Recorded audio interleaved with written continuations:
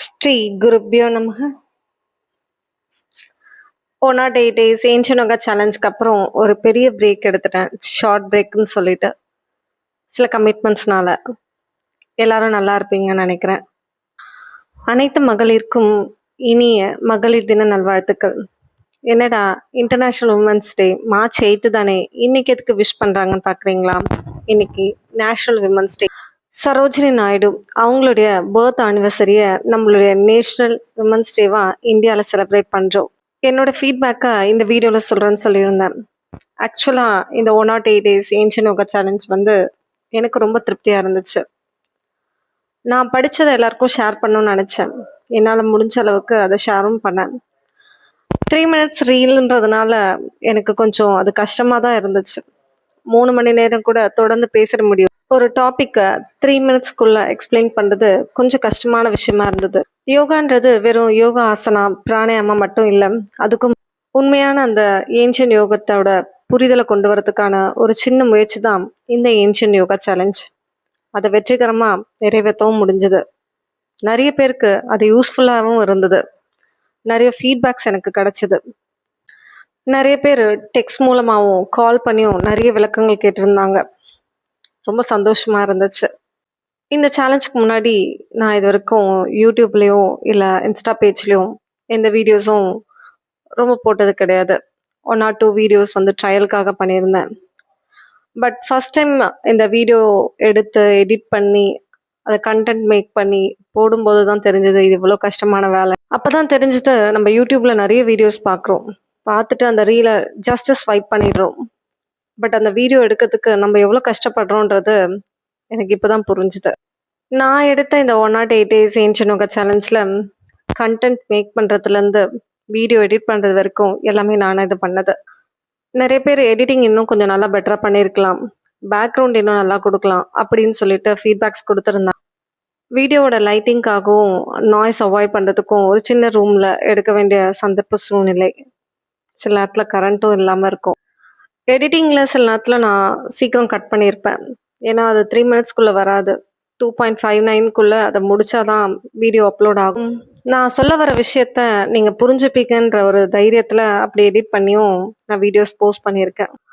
இந்த video edit பண்ணும்போதோ இல்லை video எடுக்கும்போதோ நான் அனுபவித்த கஷ்டம் பார்த்தோன்னா, சில நேரத்தில் மைக் உடஞ்சிருக்கு, சில நேரத்தில் லைட் இல்லை, சில நேரத்தில் நாய்ஸ் டிஸ்டர்பன்ஸ் அதிகமாக இருக்கும், சில நேரத்தில் ரிலேட்டிவ்ஸ் வந்துடுவாங்க.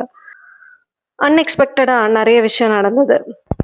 ஸோ இதெல்லாம் மீறி நான் வீடியோ எடுத்து அதை எடிட் பண்ணி போஸ்ட் பண்ணதுக்கு இப்போ நினச்சா ரொம்ப சந்தோஷமாக தான் இருக்குது. இந்த 108 டேஸ் ஏன்ஷியன் யோகா சேலஞ்ச் போடும்போது யாருன்னா ஒருத்தருக்குனாச்சு இந்த யோகத்தோட பயன் போய் கிடைக்குன்ற நம்பிக்கை எனக்குள்ளே இருந்தது. பதஞ்சலி முனிவரோட பதஞ்சலி யோக சூத்திரத்தை இந்த உலகத்துக்கு பரப்பணுன்றது தான் மெயின் மோட்டோவாக இருந்தது. பட் பதஞ்சலின்னு சொன்னாலே எல்லாரும் ஒரு பிராண்டை தான் மைண்டுக்குள்ளே கொண்டு வராங்க. நான் ஆல்ரெடி சொன்ன மாதிரி பதஞ்சலி முனிவர்ன்றவர் ஒரு 5000 இயர்ஸ்க்கு முன்னாடி வாழ்ந்த ஒரு முனிவர். அவருடைய பதஞ்சலி யோக சூத்ராவை தான் நான் எக்ஸ்பிளைன் பண்ணணும்னு நினச்சது. அவர் எழுதின சூத்ராவை அவர் என்ன நினச்சி எழுதினாருன்றது தான் இங்கே இம்பார்ட்டன்ட். பட் எல்லாரோட புரிதலும் ஒவ்வொரு மாதிரி இருக்கும். இப்பயுமே பதஞ்சலி யோக சூத்ராவை எடுத்து படிக்கும்போது நம்மளுடைய புரிதல் வேறு மாதிரி இருக்கும். அது ஒவ்வொரு காலத்துக்கும் ஒவ்வொரு புரிதலை கொடுக்கும். இந்த 108 டேஸில் ஏன்ஷியன் யோகா டெக்ஸ்ட்டை எக்ஸ்பிளைன் பண்ணும்போது எனக்கும் நிறைய புரிதல் கிடச்சிது. 3 மினிட்ஸ்க்குள்ளே சொல்லணுன்றதுனால ஒவ்வொரு வார்த்தையும் தேடி தேடி பேச வேண்டியதாக இருந்துச்சு. பட் தமிழில் பேசும்போது தான் அதோட உண்மையான ஆழமான உணர்வு கலந்த அந்த வார்த்தைகளை என்னால் யூஸ் பண்ண முடிஞ்சுது. சூத்ராஸ் எல்லாம் சான்ஸ்கிரிட் வடிவத்தில் இருந்ததுனால அந்த மந்த்ராஸை சொல்லி எக்ஸ்பிளைன் பண்ணதுக்கு ரீசன் பார்த்தோன்னா, இந்த மந்த்ராஸோட எக்ஸ்பிளனேஷனை எல்லாம் தெரிஞ்சுக்கணுன்றது தான்.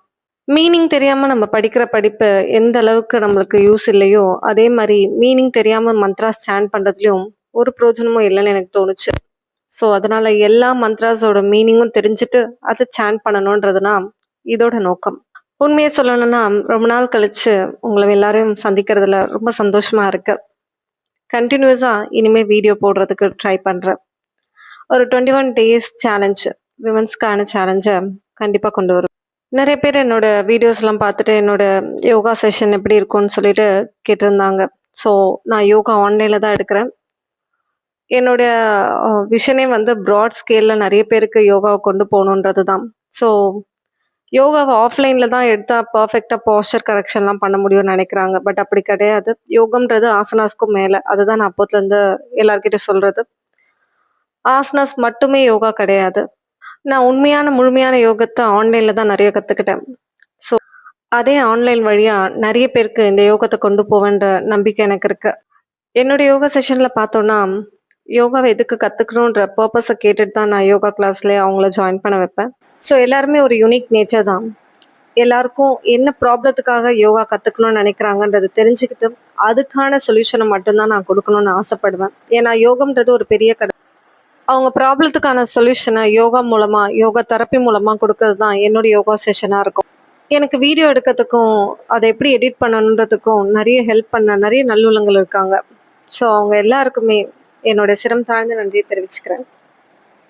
ஸோ, வீடியோ எண்டுல எப்பவுமே லைக் பண்ணுங்க, ஷேர் பண்ணுங்க, சப்ஸ்கிரைப் பண்ணுங்க. இந்த வார்த்தையெல்லாம் சொல்ல சொன்னாங்க. ஏன்னா நம்ம லைக் அதிகமா பண்ண தான் அந்த வீடியோ பாப் ஆகும். ஒரு வீடியோவ அதிகமா லைக் பண்ணும்போது தான் அது நெறைய பேருக்கு ரீச் ஆகுன்றது தான் யூடியூப்ல சொல்லியிருப்பாங்க. ஸோ, நீங்க அதிகமா லைக் பண்ணும்போது அது நெறைய பேருக்கு போய் ரீச் ஆகும். ஒரு சின்ன கொஸ்டின் ஆன்சர் செஷன் மூலமா நெக்ஸ்ட் வீடியோல உங்க எல்லாரையும் மீட் பண்றேன்.